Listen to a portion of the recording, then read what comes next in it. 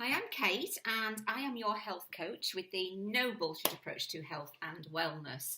And I help entrepreneurs and HR professionals improve productivity and overall wellness within the business. And ultimately, that brings cash back into the business, which is what any business is after. So in this very short video, all I'm going to do is just going to give you a few pointers as to how you can straight away start to make some changes, some small minor adjustments to your own diet and your lifestyle, um, and within the organisation as well.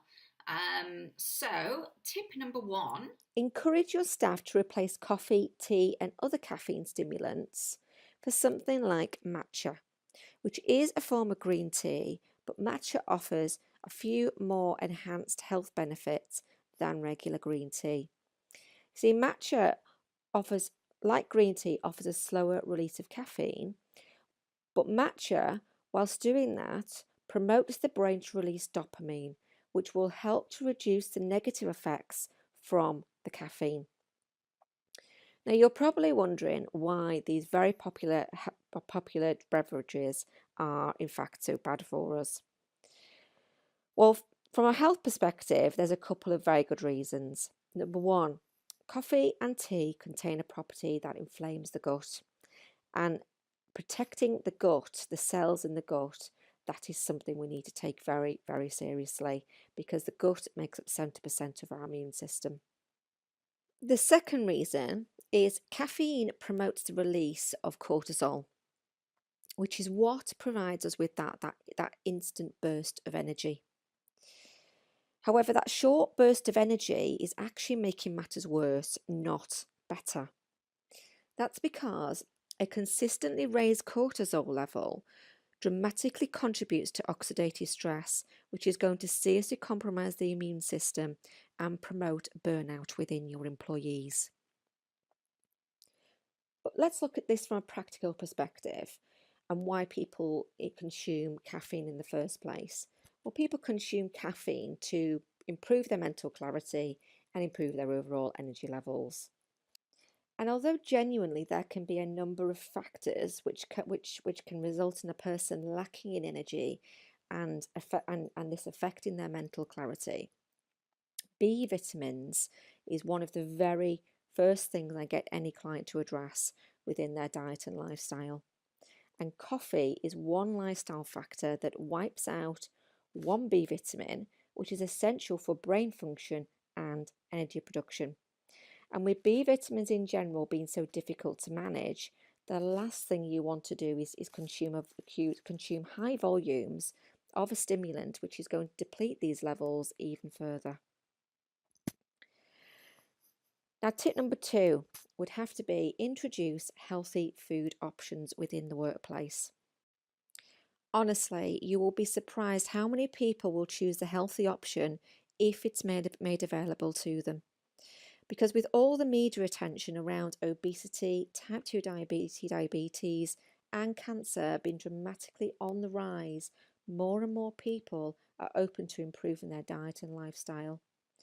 And the frightening thing is, all this media attention is even focused around how the increase in obesity and type 2 diabetes is on the rise in children. So this is something that really needs to be paid very close attention to.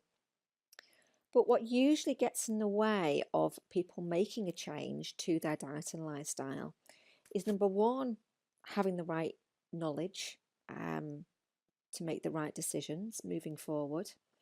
And the second reason is thinking that they need to invest lots of time and money into getting the right results. This is why so many people end up buying into quick fixes for things like fat loss and detoxes after Christmas, which is a big money earner in the industry.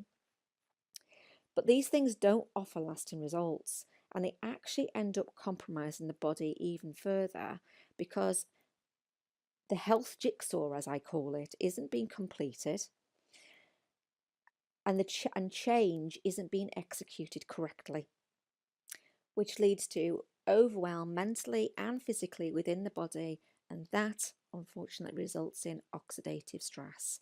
And if we refer back to my last tip when we were talking about caffeine, a raised cortisol level induces oxidative stress, and that contributes to cell damage and damaging the immune system as a whole. Which is why my last bit of advice is take a spoon feeding approach and offer to educate your staff on how to improve their own long-term health by addressing any diet and lifestyle factors that may be making the boys' job harder than it needs to be. You see, good health really is a big, big jigsaw puzzle. But if you're willing to approach your staff's wellness program correctly and look at it as a long-term plan that will reduce the company's ongoing exposure, I am more than confident I can not only help you consistently see improvements in staff productivity, but I will also help you reduce the amount of time staff are absent from work as a result of ill health, which collectively will save the company money in the long run. So to find out how I can help you and your company moving forward, but I would like to invite you to book a call with me, which you can do either by going straight to my website and clicking the book a call tab, or you can direct message me and we can organise something from there. And I genuinely look forward to seeing how I can help you moving forward.